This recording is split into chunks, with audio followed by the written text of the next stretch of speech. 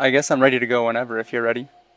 Yeah, I'm ready. Feel free to, record audio and use it if you want, or any of that. So, I guess one thing before we get into anything is while I was researching around is that I happened to find your name and I wanted to ask if you'd prefer if I called you or referred to you by your real name or just your music alias, and also if I'm pronouncing your music alias right, which I guess is Escher Beat.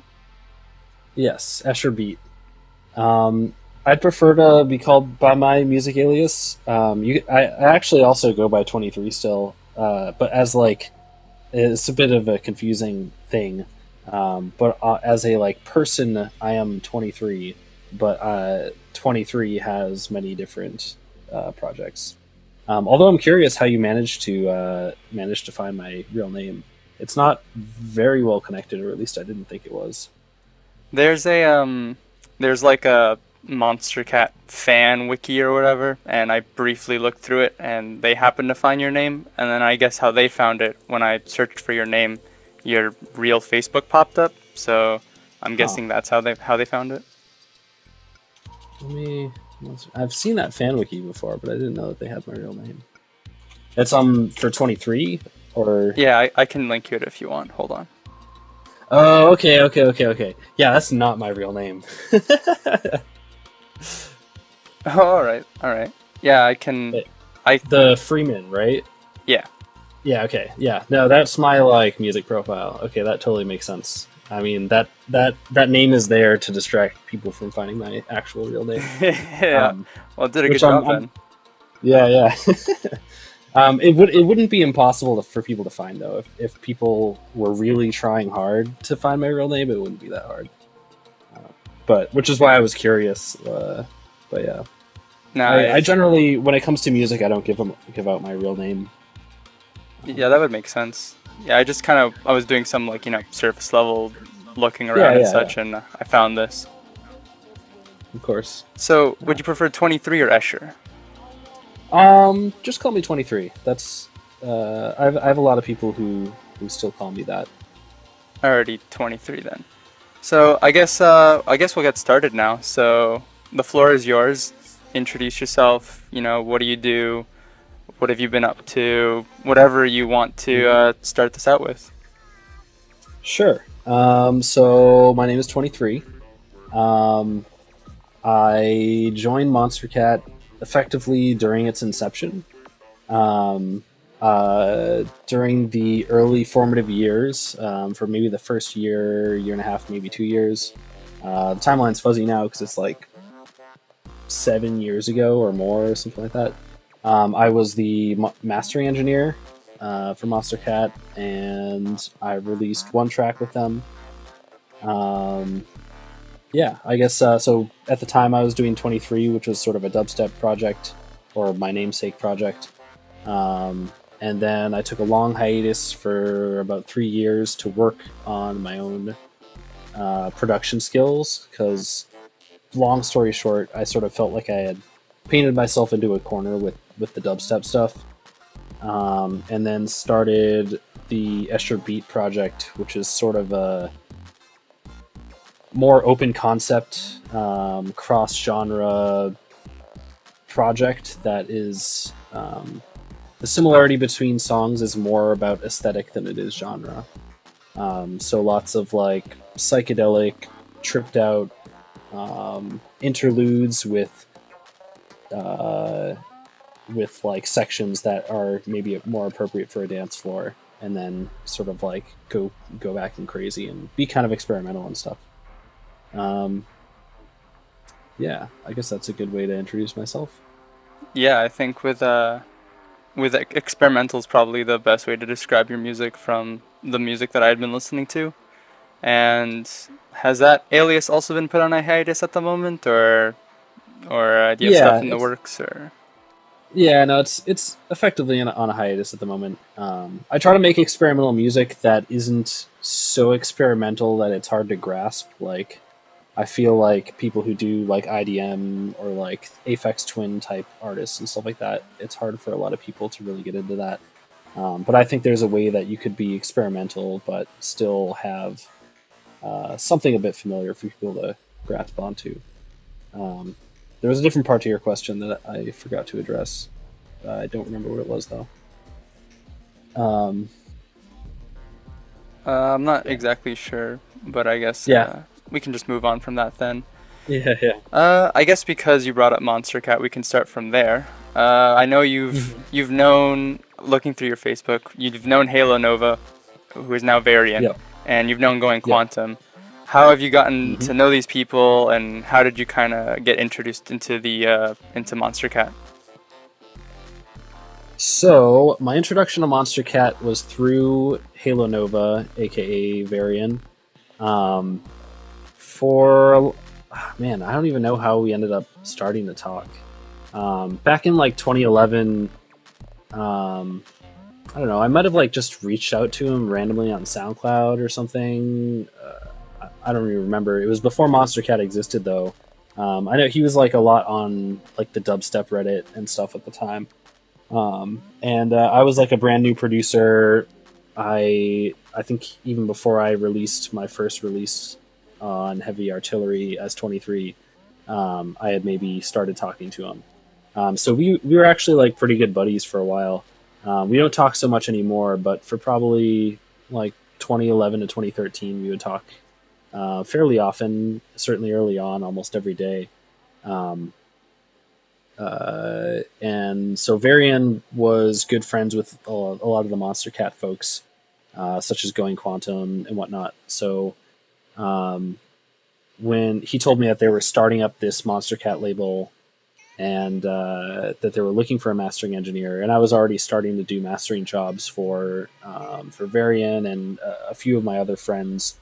Um, I didn't quite intentionally mean to do it professionally. Like I wanted to get into mastering, but at the time I was just like, let me do this for my friends for free so that I can like get some experience. Um, and I guess the Monstercat people really liked my work at the time, so they invited me to be their like primary mastering person so that they could have, consistent and unified sound across all of the different releases that they have. And how long did this last for? The timeline is really fuzzy for me now. I would say I mostly stopped in the winter of 2011, I think, because that's when I moved to New York City. And basically, I had like a month or two where I didn't have a studio. And in the interim, they started using a more like professional mastering service. However, once I got my studio back, there were a number of artists who I had mastered their stuff before, and they really liked my work, so they would specifically have me master those for a while. And then as time went on, I got less and less of those jobs. So, like end of 2011, and still doing like a few different artists a little bit through the first half of 2012, maybe. Do you still continue to master music, either? Well, I mean, obviously your own, but for other people, or has that been is that now a long gone thing for you? Um, I think the last time I did a mastering job was maybe 6 months to a year ago or something. It's not something I advertise. There are people who know me for a while who will reach out once in a while about it, but I don't actively advertise it anymore. Like I have a regular full time job that pays my bills, so I don't need to like I don't need to do it effectively to like make money. Um, so it's yeah, like I'm not opposed to doing mastering work, but like I don't advertise it. So oh, and that brings me back to the other part of the question that that I mentioned that I forgot to answer, which is that yes, Escher Beat is kind of on a hide unofficially. Um, just sort of life stuff has basically gotten in the way. It's hard to like spend a lot of time making music. My music making process is actually incredibly. Um, it takes a lot of energy that and time that I don't necessarily have. So it's pretty natural for I think me to sort of ebb and flow. But I think I'm starting on a comeback now because I'm starting to play instruments again more often. And when my if I can move my studio into my new apartment, I think that will spur a lot more creation. So I guess because we're on the topic, it'd be a good segue. But your flow, not flow, sorry, but what is the process, the creative process that you go behind in creating your music? I guess time. What do you specifically focus on, and maybe how long does it take you to do it? hmm Um, with the Escher beat stuff, it's incredibly involved. Almost any single track has, or almost any single song has at least 100 tracks, 100 layers of different like independent tracks. Some of them go up. I think my largest one has like 180 or something. So it's a lot of just like detailed, layered work, and that takes a lot of time. Um, the process, basically, when I was really churning out stuff, what I would do is I would work a Monday through Friday job, typical kind of like 9 to 5 office hours kind of thing. And on Fridays, I would go home and I would take a nap for like an hour and a half, maybe 3 hours, and then I would wake up and I would work straight from Friday night, and if I could, all the way till Sunday morning, and then sleep all of Sunday and go back to work. Um, and the reason I would do that is because it takes about like 3 hours for me to get into what one might call the zone, or like a flow state. And once you're in the zone, um, stuff just kind of like naturally flows. For me, um, I get like an initial idea, whether it's a sound or a melody or something, through just kind of like playing around and stuff. And then once I have a sound or idea, I sort of depend on getting into this zone to effectively, like, once I'm there, the rest of the music writes itself. Like as I write a section, the next part becomes entirely obvious. Um, just I don't know. It seems to be like how my brain works. Um, yeah, and I guess there's just there's no like one way that things happen in terms of like, does percussion come first, does the melody come first, or do I work out the bass first? Like it's all like as I'm working on it, my brain just knows like, okay, this needs to happen now, and then I just start like carving that out. And I will sometimes like maybe as I have like started the first part of a song, I kind of have an idea of how the whole song's gonna go. So I'll start to put in like placeholder stuff just to get an idea of where things are going. Um, but yeah, I guess that's kind of what my creative process looks like. Um, yeah. So we talked about the creative process to a song. Now, I guess a bit more of an intricate question is what was the process and I guess the thoughts that were going when you created the alias of 23 or Escher beat or both, if you want to go into detail. What was the Yeah, yeah. inspiration and such? So for 23, um, it's almost a funny story. Like 23 effectively started, I guess. So back in 2010, I was working for the summer in between college. Um, and I was living from home for the summer because I was working somewhere that was pretty close to where I was living. So I was able to save a lot of money for once in my life at the time. And I used that to buy like a pair of studio monitors and like a production PC kind of thing. And I was like, at the time, I had already. I mean, as a teenager, I played a lot of guitar and stuff like that. So I was already very involved in the like more traditional side of music. I had a very good fundamentals in um, music theory and all that. Like I was actually originally going to go to college for jazz performance, and I ended up going for computer science instead. But anyways, the idea being that like I was really into electronic music at the time, and I was like, I really want to produce. I already have this like musical background, with just a little bit of the right equipment and stuff. um, I can start to learn to produce. So 23 really was just like, I don't know,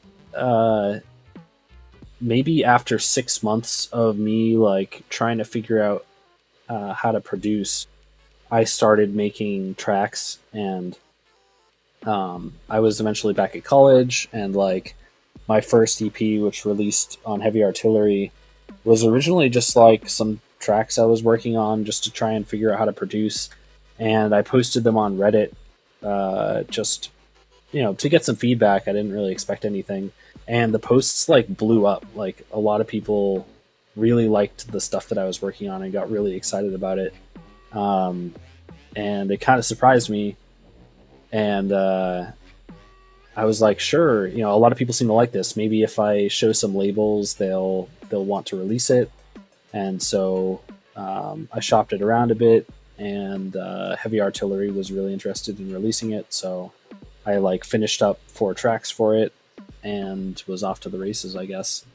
But yeah, I sort of like accidentally became a producer. Like I never really considered myself good enough to be releasing music like that, but people like just so happened to like it. So I don't know. I felt like I kind of got thrown into it.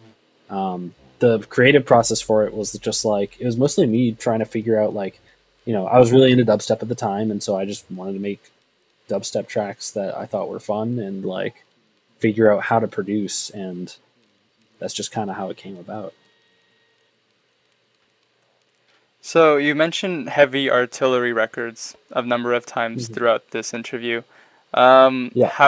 What was your involvement with this? Are they a label or like a collective or? Yeah, they're a label. They're run by 2 people. They're super nice people. DJ Shorty is one of the proprietors, and DJ Faust is another, and they're like husband and wife. So they run this label. It's like at the time it was like a D&B and dubstep label, but now it's like a general bass music label, which makes sense for kind of the evolution from 2011 to now. Um, they're not as popular anymore, but at the time they were definitely pretty involved in the dubstep scene. Um, yeah.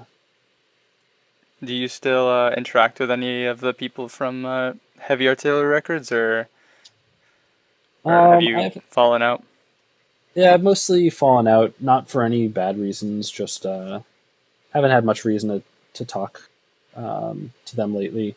There were a few artists that I had made friends with through Heavy Artillery, but most of them, either I have no idea where they are now, like they're not producing anymore, or some of them I've just sort of fallen out with, or not fallen out with in a bad way, but just like grown apart from, or just naturally, you stop talking to people sometimes.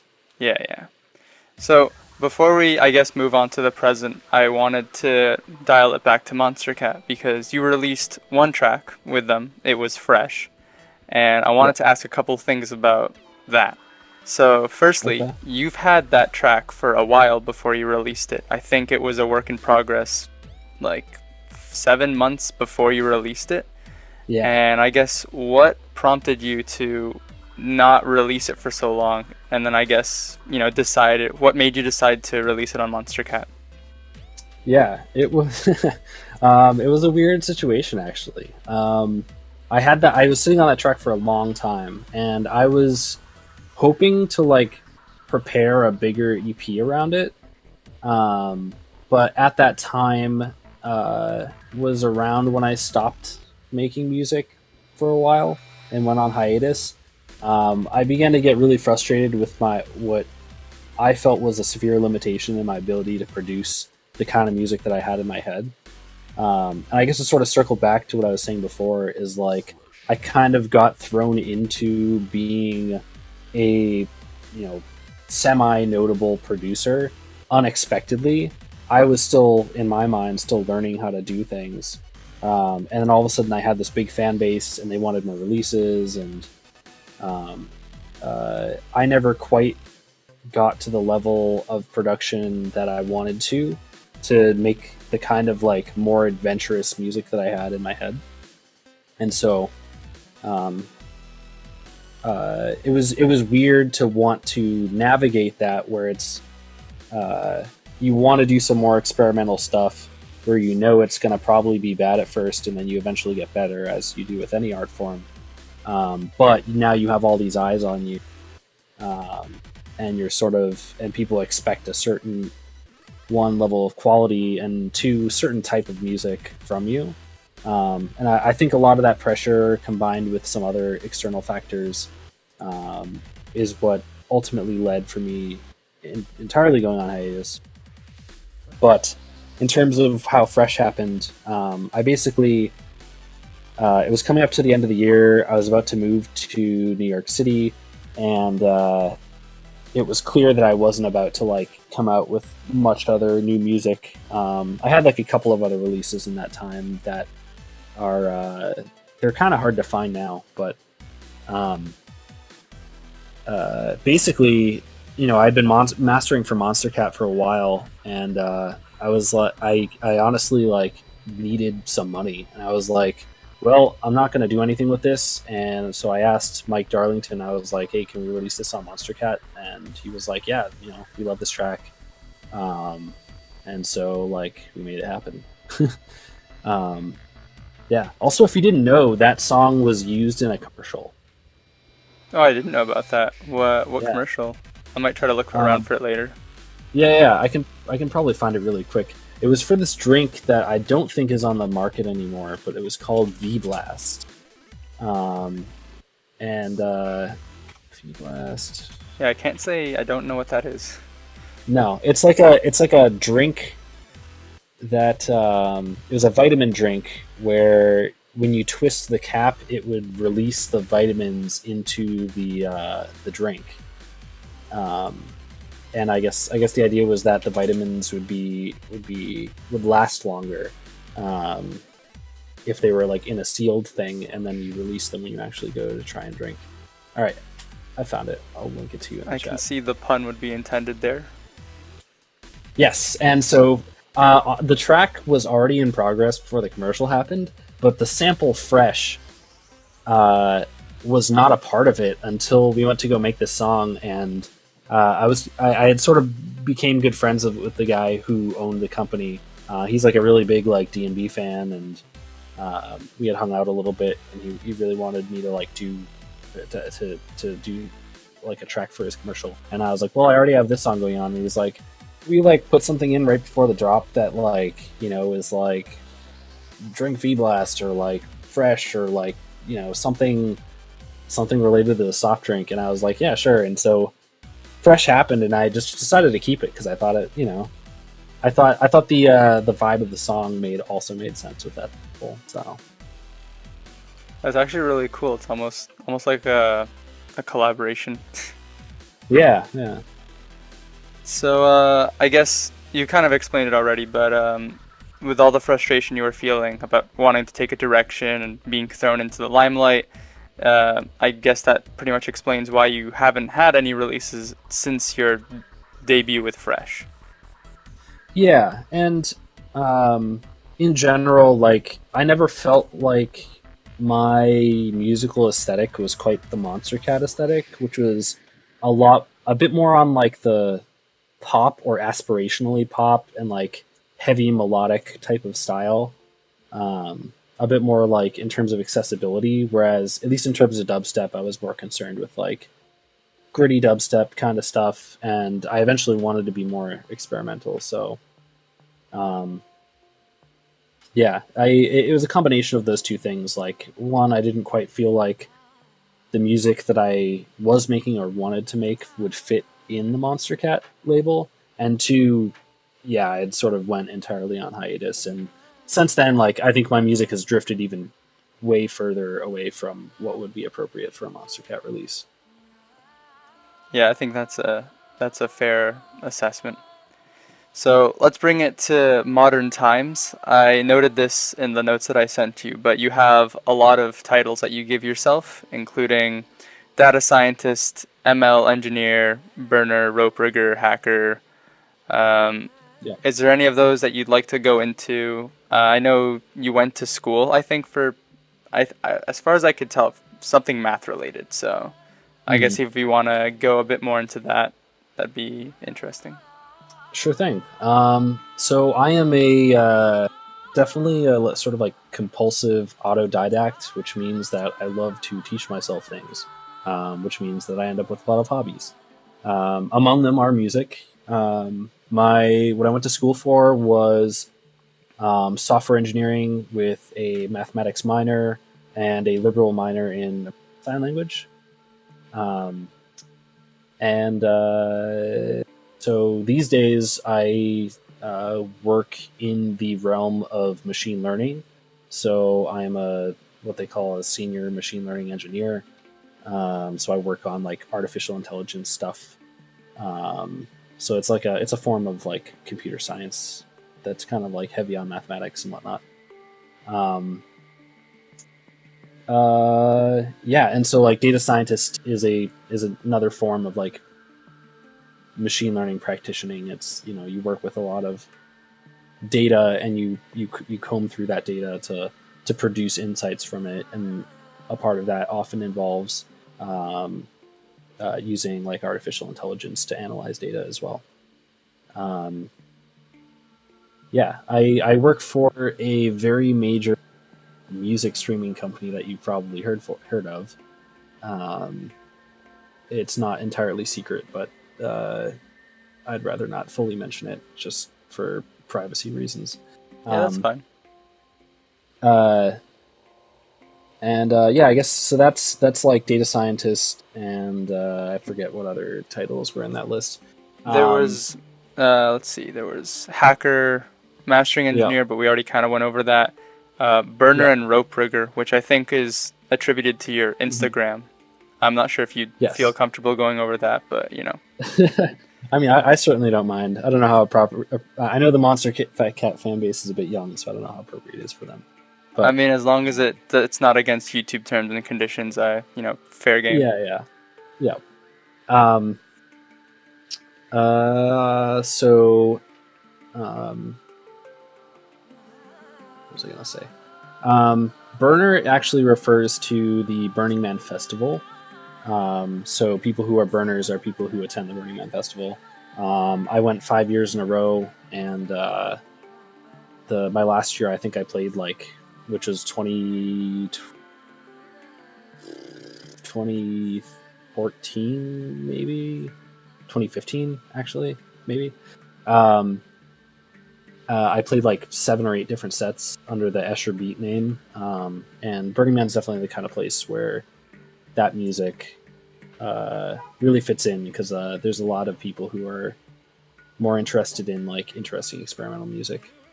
In terms of rope rigger, that refers to shibari rope bondage. So I don't know. I've been into that for years now. I really started getting into it when I was in New York City.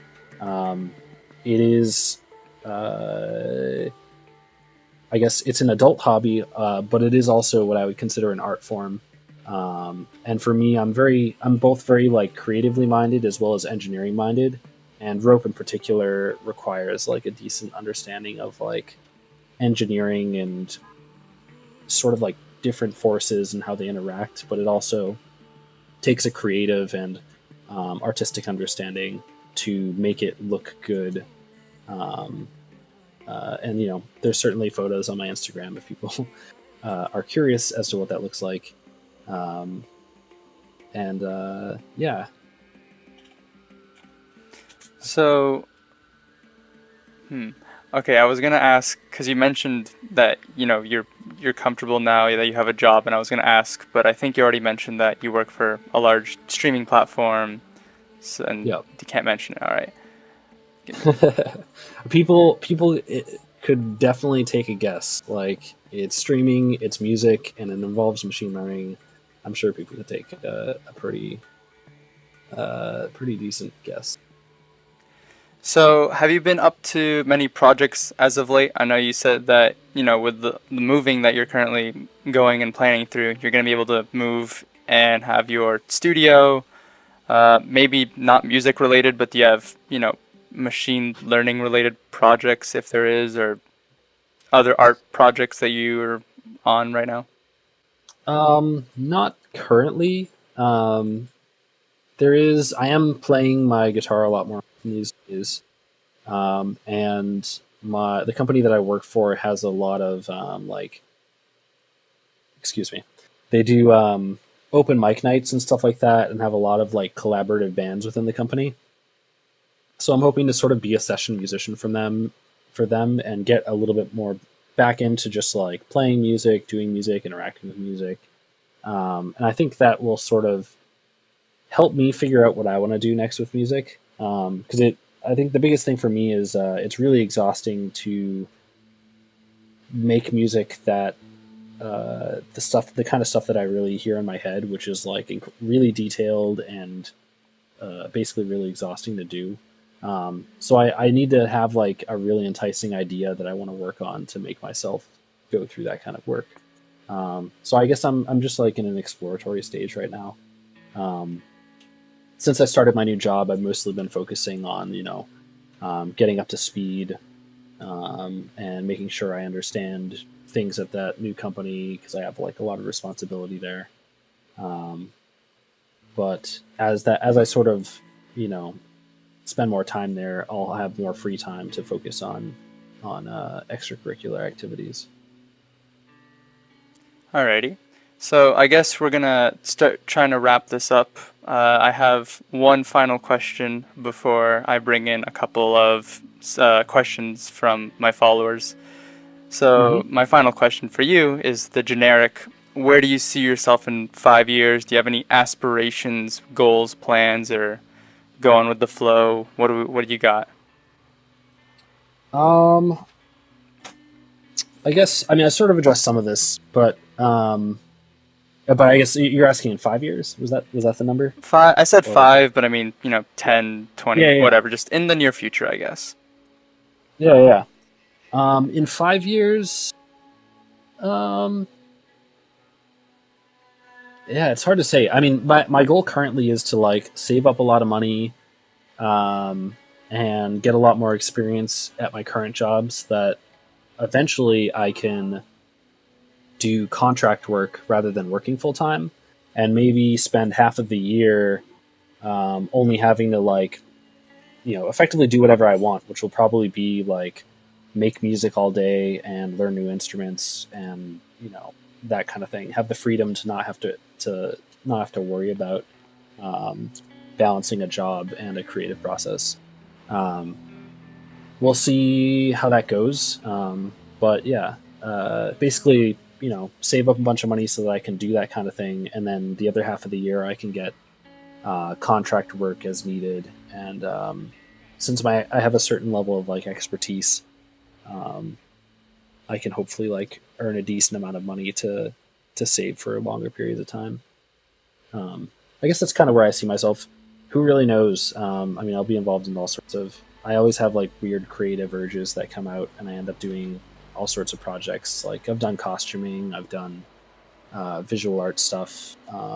My girlfriend does film, so I've been involved with some film stuff as well. You had Yeah, a. I know one thing is that you did I think the sound design for a Witcher fan film. If I'm yeah, yeah, yeah. Correct me if I'm wrong.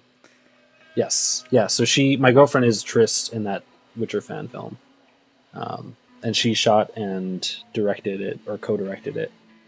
But yeah, I did all the sound for it. All right, thank you very much. So I'll ask these questions and then I'll leave you on to continue your apartment hunting. So Mm-hmm. Minty is here with one question, maybe one quite mainstream question, but the question is, artists that inspire you to do your music career. So I guess, do you have any musical inspirations? Mm. I listen to such a massive, wide variety of music. It's really hard to pick, at least in terms of like raw inspiration. I think someone who has talked a lot about their creative process and I can really relate to, and I guess who I've been listening to a long time, is Ott, which is OTT Ott. He's like a psychedelic ambient, not quite ambient though, um, producer who's been around for like decades. His work is incredibly detailed, and he's just a really nice person. But yeah, I've related a lot to him, and he's been a big inspiration, I think, to my electronic music. To music in general, I would say maybe Frank Zappa, who is not an electronic musician. He basically lived in his recording studio and has like over 80 albums of work. He's effectively prodigious. He's had bands with some of the best musicians in the past, 50 years. He's dead now, rest in peace. But yeah, his music is incredibly, incredibly creative, very experimental. Some of it's a bit more accessible, um, but definitely a huge inspiration in coloring outside of the lines, which is something that I try to do with my music now. Please, I guess after this or when you have the time, link me their socials so I can like include it. I'm not sure how easy it'll be find. I'm not sure how easy it will be to find OTT considering Ableton plugins and whatnot. Uh huh. And so the next question we have is OpticalSpectre. How come you stopped mastering songs for Monstercat, and would you do it again if given the opportunity? Yeah, I'd absolutely do it again if I was given the. I stopped effectively because they had found another service during the period where I didn't have a studio and just couldn't master music. Um, yeah. All right, and the final but related question by Monster. Word has it that you used to be a mastering engineer for Monstercat. How was it like doing that? And do you have any mastering tips and techniques that you could provide? Hmm.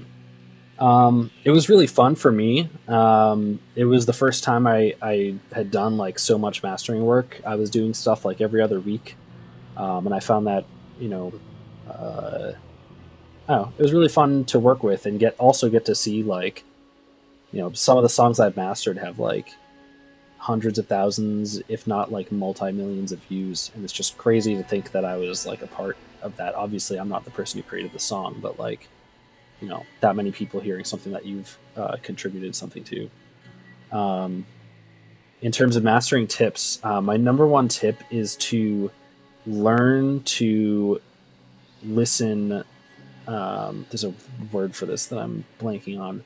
Um, to just learn to do critical listening, to just sit there, hopefully in your space that you're going to be mastering in, and just learn to listen very closely to music that you know well and that you think is mastered well, and pay close attention to like each time you listen through, maybe only pay attention to one or two elements and just really understand like how music sounds and effectively like mastering is mostly just like an equalizer and a limiter. There's some special techniques that you only really need to use in more extreme situations. Um, but most of it, the vast majority of it, comes down to an equalizer and all you need to do that well is have good ears. And to have good ears, you need to do critical listening and know how to trust your ears, know how to trust your sound system, and I guess have good room acoustics so that what you're hearing is an accurate image of what's actually coming out of the speakers.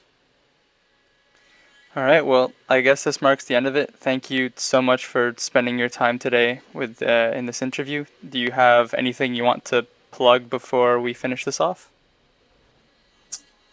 I guess first off, thank you for taking the time to interview me. I really appreciate it. I don't really consider myself that notable, so at least not anymore. So I appreciate the the call to attention, I guess. Um, in terms of other stuff, I guess I don't know. Follow socials. Keep your eyes open. I may have projects in the future, but I have nothing immediate to promote. Alrighty then. Well, again, thank you so much, and yeah, hope you have good luck finding your apartment. Thank you. Yeah, I hope so too.